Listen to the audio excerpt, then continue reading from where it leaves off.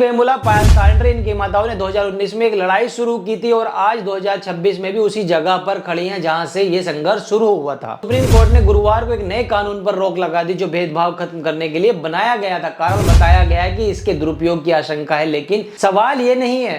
सवाल यह है कि 2019 से 21 के बीच 98 दलित, आदिवासी और बहुजन छात्रों ने अपनी जान दे दी। IIT, NIT, IIM जैसे देश के शीर्ष संस्थानों में यह सब हुआ।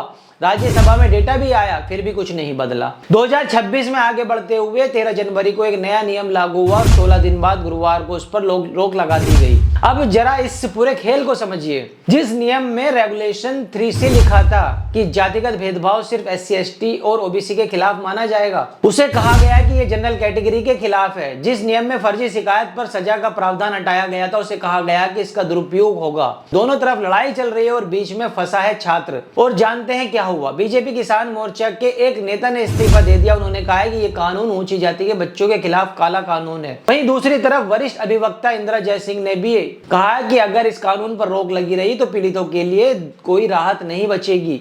आखिरकार 2012 के नियम दोबारा लागू कर दिए गए, यानी 14 साल पुराना वही सिस्टम जो पहले भी काम नहीं कर पाया। तो अब बताइए, 60 साल 98 मौतें, 2 माताओं की गुहार और फिर एक साफ और प्रभावी कानून नहीं बना पाई ये सरकार। एक पक्ष कहता है कि कानून स्पष्ट है, दूसरा कहता है कि भेदभावपूर्ण है, कोई कहता है ये जरूरी है। लेकिन असली सवाल यह है कि जब आपको पता था कि कैंपसों में जातिगत हिंसा हो रही है तो इतने साल क्यों लग गए? और जब कानून बना भी तो उसे रोका क्यों गया?